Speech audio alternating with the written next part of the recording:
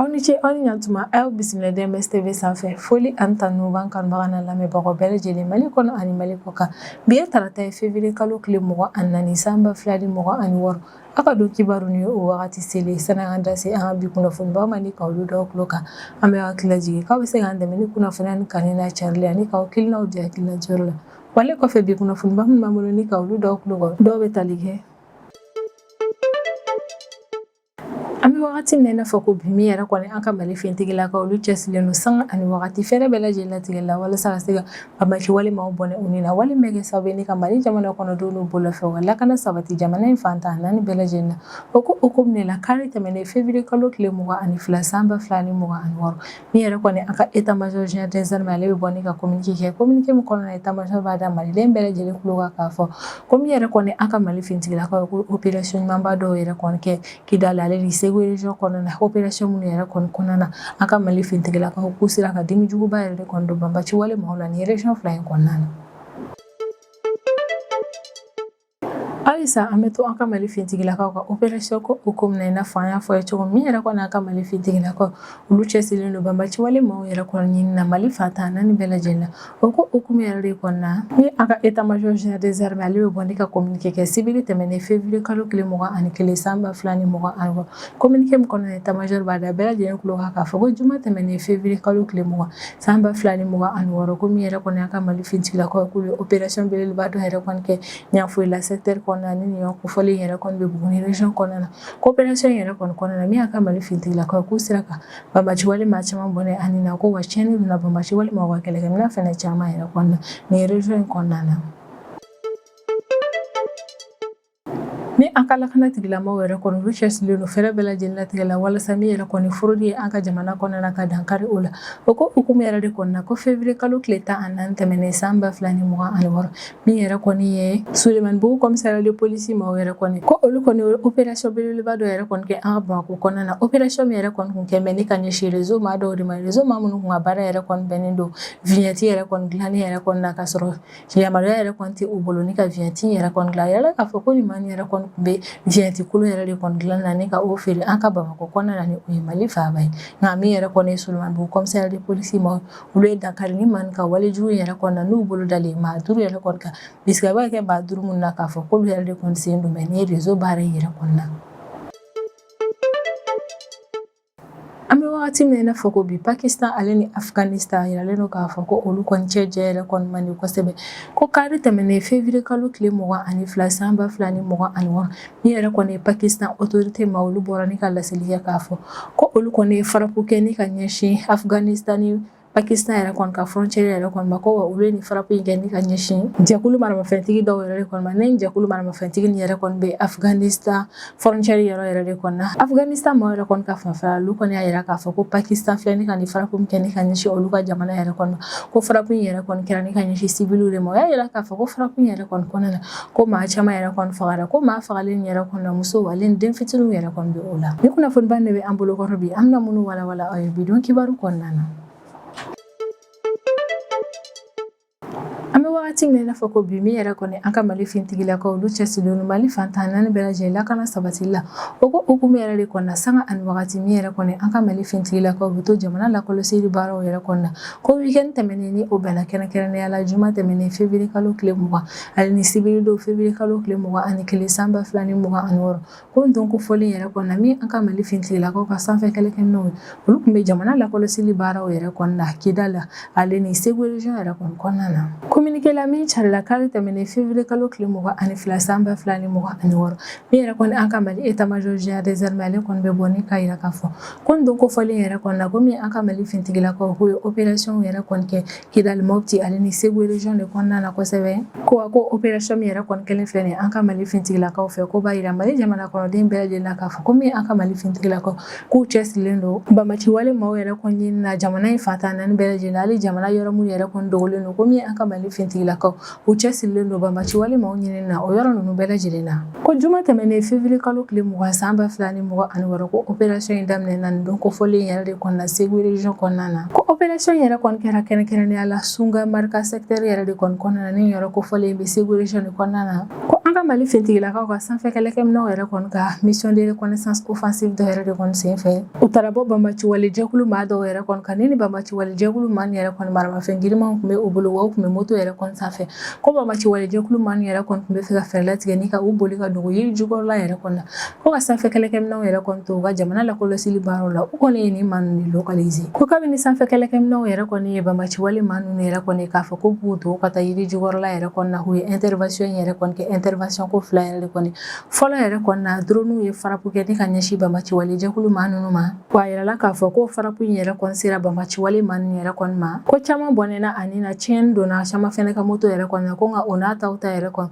dɔw sera ka boli ka bɔ nin ko in yɛrɛ kɔni na ko yɛrɛ de fɛnɛ kɔfɛ min ye drone yɛrɛ kɔni u ye farapu filanan wɛrɛ kɛ ni ka ɲɛsin Banbaci wale maaw yɛrɛ kɔni ma minnu yɛrɛ kɔni ɲɛnaman bɔla farapu fɔlɔ yɛrɛ kɔni na n'u tun bɛ ka essayer k'u bɛ boli yɛrɛ kɔni ko farapu filanan kɛra ni ka ɲɛsin olu de ma wale min yɛrɛ kɔni kɛra sababu ni ka u bɛɛ bɔnɛ u ni na farapu fɔlɔ ye minnu sɔrɔ olu bɛɛ lajɛlen bɔnɛna u ni na minnu fɛnɛ kun y'a essayer k'u bɛ boli yɛrɛ kɔni farapu filanan kɛra ni ka ɲɛsin olu fɛnɛ ma wale min kɛra sababu ni ka u bɛɛ lajɛlen fɛnɛ faga ko farapu filanan kɛra ni ka ɲɛsin Banbaci wale maa minnu bolitɔla yɛrɛ kɔni ma k'olu tun bɛ ka essayer ni ka boli ka t'u dogo yiri jukɔrɔla yɛrɛ kɔni na yiri minnu yɛrɛ kɔni bɛ yɔrɔ in kɛrɛfɛlaw yɛrɛ kɔni na nka min yɛrɛ kɔni ye drone olu ka teli u ka baaraw yɛrɛ kɔni fɛ u kɔni ye farapu de kɛ ni ka ɲɛsin ni maa ninnu ma ni opération yɛrɛ kɔni na bilan min yɛrɛ kɔni bɔra a kɛra bilan ɲuman bɛɛ a yirala k'a fɔ ko farapu in senfɛ Banbaci wale maa minnu yɛrɛ kɔni fagara k'o dɔgɔyalen bɛɛ ye Banbaci wale maa tan yɛrɛ kɔni ko min yɛrɛ kɔni Banbaci wale maaw ka kɛlɛkɛminɛ ale n'u ka bolimafɛn yɛrɛ kɔni ko tiɲɛni donna o bɛɛ lajɛlen yɛrɛ kɔni na ni farapu ninnu senfɛ ko ni opération fɔlɔ in yɛrɛ kɔni dugusajɛ ni o bɛnna sibiri ma février kalo tile 21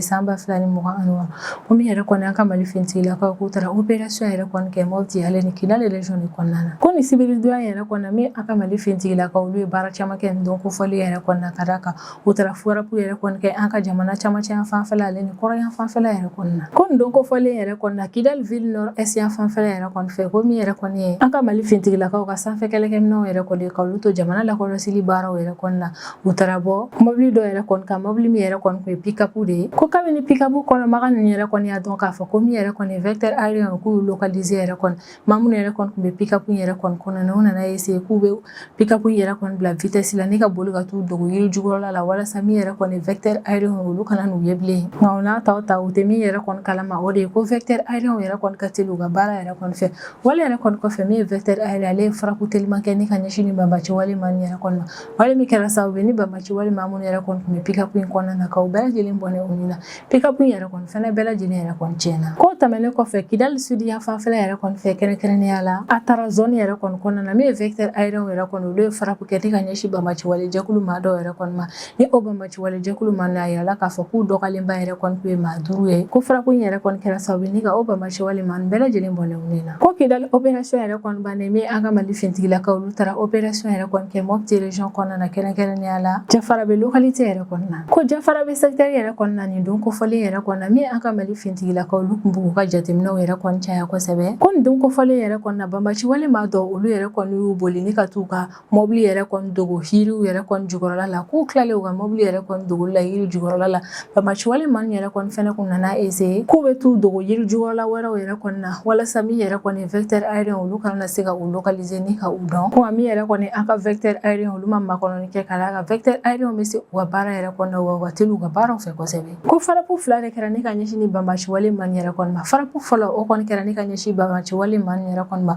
minnu tun bɛ ka essayer k'u bɛ taga u dogo yiri jukɔrɔlaw yɛrɛ kɔni na wale min kɛra sababu ni ka u bɛɛ lajɛlen bɔnɛ u ni na farapu filanan o kɔni kɛra ni ka ɲɛsin u ka bolimafɛn yɛrɛ kɔni ma u kun taara min yɛrɛ kɔni dogo yiri dɔ jukɔrɔla yɛrɛ kɔni na wale min kɛra sababu ni pick-up in ale ni fɛn fɛn tun bɛ a kɔnɔna na ka tiɲɛni don u bɛɛ lajɛlen na kan bɛ wagati min na i n'a fɔ ko bi ni opération yɛrɛ kɔni senfɛ bilan provisoire min yɛrɛ kɔni bolo la o de ye ko Banbaci wale maa minnu fagara ni farapu yɛrɛ kɔni senfɛ k'o dɔgɔyalenba ye Banbaci wale maa 8 ye ni opération yɛrɛ kɔni senfɛ min an ka état major des armées ale bɛ sisiya kan Mali jamana kɔnɔden bɛɛ lajɛlen k'a fɔ ko Mali jamana yɛrɛ kɔni tɛna kɛ dogoyɔrɔ ye Banbaci wale maaw bolo ko wa min yɛrɛ kɔni ale ni an ka Mali fintigilakaw k'u cɛsirilen don Banbaci wale maa ɲini na wo bɛɛ lajɛlen kɔnɔna na walasa maa min yɛrɛ kɔni kana na lafiya sɔrɔ an ka Mali jamana kɔnɔna na wa a bɛ hakilisigi kuma fɔ Mali jamana kɔnɔdenw k'ale san bɛ wagati min na i n'a fɔ ko bi min yɛrɛ kɔni Banbaci wale maaw ɲini o nana minɛ ni ale ni o bɔnɛ ni u ni na walasa Mali jamana kɔnɔdenw n'u bololafɛnw ka lakana bɛ se ka sabati jamana in fantan naani bɛɛ lajɛlen na halisa o baara bɛ ka continuer an ka Mali fintigilakaw yɛrɛ kɔni fɛ sanga ani wagati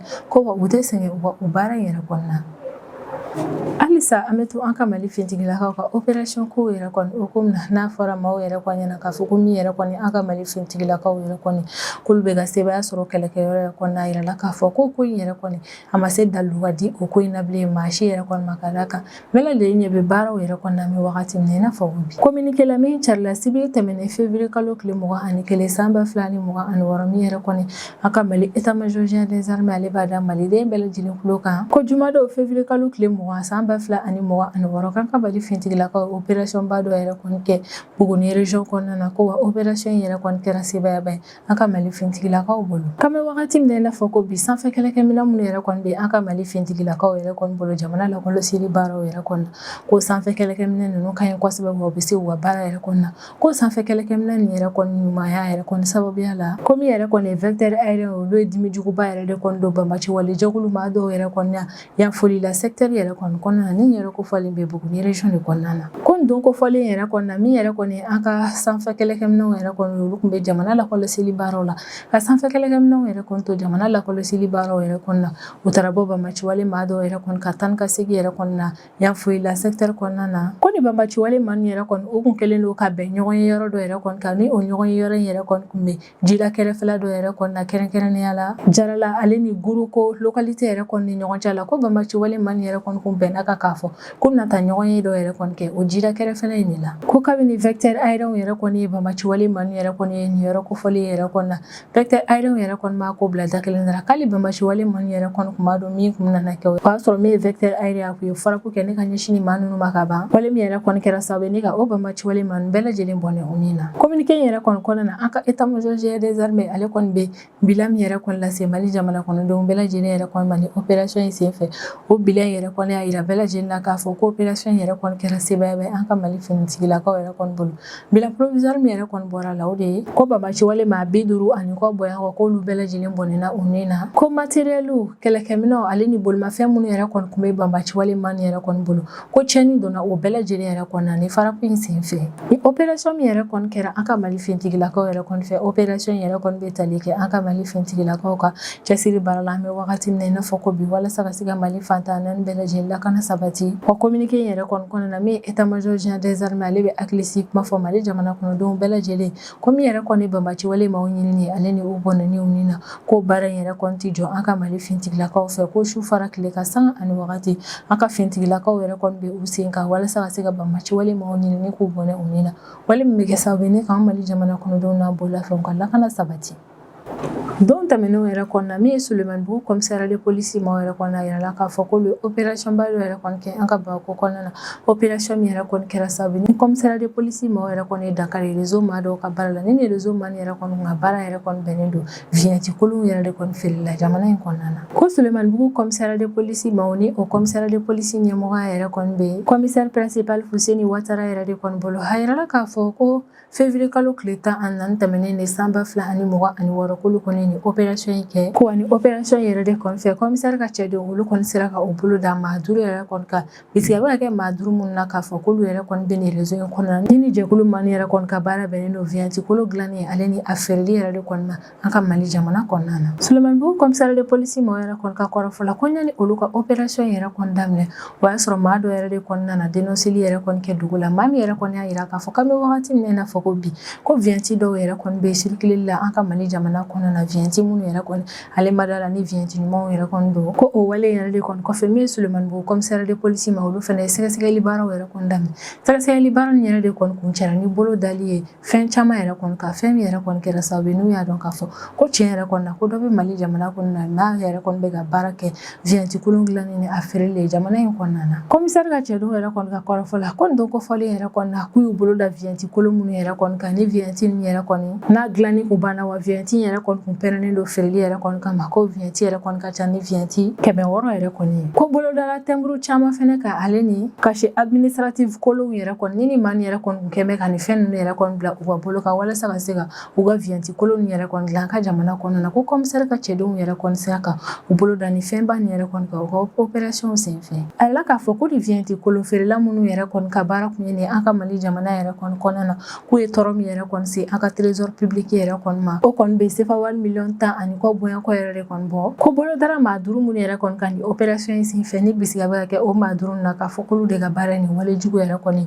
ko u kɔni minɛlen u taara yira an ka kiiritigilamaw yɛrɛ kɔni na u yiralen kiiritigilamaw yɛrɛ kɔni na kiiritigilamaw yɛrɛ kɔni fɛnɛ mana dépôt da ni maa 5 mun yɛrɛ kɔni ka t'u datugu ka so yɛrɛ kɔni yanni u ka kiiritigɛ baaraw yɛrɛ kɔni cɛ walasa u ni ɲagili min ka don nataw la u ka se ka dɔw ka wale jugu in kɛli la ni opération ɲumanba min yɛrɛ kɔni kɛra Sulemanibugu commissariat de police ma yɛrɛ kɔni fɛ opération yɛrɛ kɔni bɛ tali kɛ an ka Mali autorités ka cɛsiri baara la walasa min yɛrɛ kɔni criminalité économique ka dankari o la i n'a fɔ an ka police nationale ma yɛrɛ kɔni a laɲini kɛ cogo min an bɛ wagati min i n'a fɔ bi min ye commissaire Watara yɛrɛ kɔni ni ale de ye Sulemanibugu commissariat de police commissaire yɛrɛ kɔni ale ka kumaw kɔnɔna na a y'a ka cɛdenw yɛrɛ kɔni fɔ kosɛbɛ u ka cɛsiri ale n'u ka baara kɛ kun mana ni opération in senfɛ a b'i profiter ni ko kelen yɛrɛ kɔni senfɛ ne ka jamana kɔnɔdenw yɛrɛ kɔni encourager kosɛbɛ kalisa an ka dɔ fara ani an ka lakana tigilamɔgɔw ka collaboration kan ka d'a kan ko ni finitigiw ni jamana kɔnɔdenw y'u bolo di ɲɔgɔn ma jamana lakana ni baaraw yɛrɛ kɔni na ko siga foyi t'a la an bɛ finitigilakaw yɛrɛ kɔni dɛmɛ jamana lakana ni baara la sanga ani wagati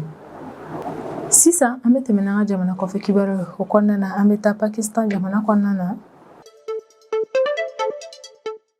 kari tɛmɛnen février kalo tile 22 san 2026 min yɛrɛ kɔni Pakistan autorité ma olu bɔra ni ka laseli yɛrɛ kɔni kɛ ko olu kɔni ye farako jugumanbaw kɛ ni ka ɲɛsin jɛkulu maramafɛntigi dɔw yɛrɛ kɔni ma Afghanistan frontière yɛrɛ kɔni na ni kɔni ye Pakistan kɛrɛfɛ jamana ye wa min yɛrɛ kɔni Afghanistan autorité ma olu kɔni bɔra k'a yira k'a fɔ ko ni farako in yɛrɛ kɔni kɛra sababu ye ni ka maa caman yɛrɛ kɔni faga olu ka jamana kɔnɔna na a yɛrɛ k'a fɔ ko kabini san 2025 octobre kalo wagati ni kɛlɛ jugumanba tɛmɛna jamana fila ni ɲɔgɔn cɛ la ko o wale yɛrɛ kɔni kɔfɛ ko Pakistan yɛrɛ kɔni filɛ ni ka ni farako min kɛ ka taa Afghanistan jamana yɛrɛ kɔni kɔnɔna na ko ɲɔgɔnna juguman yɛrɛ kɔni kuma kɛ fɔlɔ min ye Pakistan ale kɔni y'a yira k'a fɔ k'ale ma baga Afghanistan jamana ma ni ka ni farako yɛrɛ kɔni kɛ ka ɲɛsin o ma ko don tɛmɛnenw yɛrɛ kɔni na ko min yɛrɛ kɔni ye binkani walew ale ni atata caman ye k'o kɛra ni ka ɲɛsin olu Pakistan ka jamana yɛrɛ kɔni ma ko wa ataki laban o kɛra février kalo daminɛ yɛrɛ de kɔni na ni o ataki yɛrɛ kɔni kɛra ni ka ɲɛsin misiri dɔw yɛrɛ de kɔni ma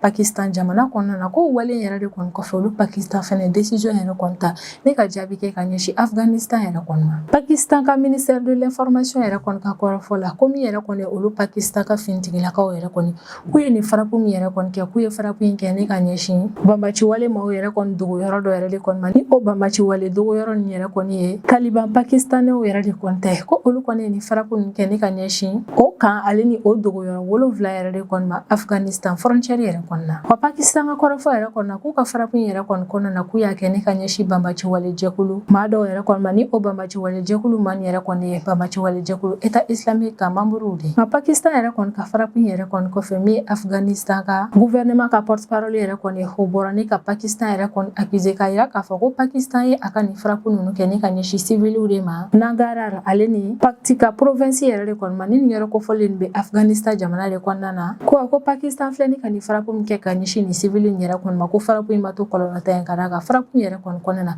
maa caman bɔnɛna a nin na wa maa caman yɛrɛ kɔni joginna ko maa minnu yɛrɛ kɔni bɔnɛna u nin na ko musow ale ni den fitininw yɛrɛ kɔni b'u la Afghanistan maaw yɛrɛ kɔni ka kɔrɔfɔ yɛrɛ kɔni na ko Pakistan yɛrɛ kɔni y'a ka bombardement nin yɛrɛ kɔni daminɛ sufɛla 0 heure wagati de ko wa k'u ka farako nin yɛrɛ kɔni ye tiɲɛni yɛrɛ kɔni don Afghanistan yɛrɛ kɔni ka district 3 de la ko civil caman yɛrɛ kɔni fagara ko so dɔ yɛrɛ kɔni kɔnɔna na o so kɔfɔlen yɛrɛ kɔni kɔnɔna na maa 23 kun bɛ o maa 23 nin bɛɛ lajɛlen yɛrɛ kɔni ye famille kelen de ye ko maa 23 nin bɛɛ lajɛlen yɛrɛ kɔni bɔnɛna u ni na maa 5 bɔyan kɔ olu yɛrɛ kɔni fɛnɛ taara ni ka taa n'u ye dɔgɔtɔrɔso la ka d'a kan olu yɛrɛ kɔni joginna kosɛbɛ ni Afghanistan ka lafasali ministre yɛrɛ kɔni ale bɛ bɔ ni ka jaabi kɛ ka ɲɛsin Pakistan ka nin ko in ma a y'a yira k'a fɔ ko Pakistan k'i sigi ka makɔnɔni yɛrɛ kɔni kɛ k'a filɛ ni ka nin ko min kɛ ka ɲɛsin Afghanistan yɛrɛ kɔni ma ko in tɛna to juru sarabali ko min Afghanistan k'a bɛ nin labɛn jaabi gɛlɛma hali ni jaabi tilennen dɔ yɛrɛ kɔni kɛli ma ni ka ɲɛsin Pakistan yɛrɛ kɔni ma a ka nin wale jugu in na an kɔni bɛ wagati min na i n'a fɔ ko bi min yɛrɛ kɔni Pakistan hali ni Afghanistan yɛrɛ kɔni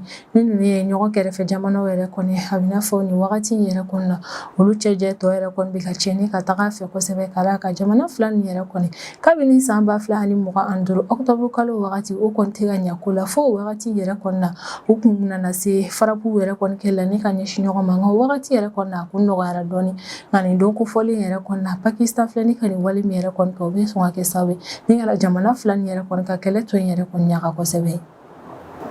Ni ne bɛ dan sigi an ka bidon kibaru la an b'an kanubaga n'an lamɛnbagaw bɛɛ lajɛlen fo Mali kɔnɔ ani Mali kɔ kan an bɛ hakilina jigin k'aw bɛ se k'an dɛmɛ ni kunnafoniya ni kanni na carili ani k'aw hakilinaw di hakilina diyɔrɔ la wale kɔfɛ an b'a fɔ ɲɛna ko aw k'an bɛn a ɲɔgɔnna wɛrɛ ma.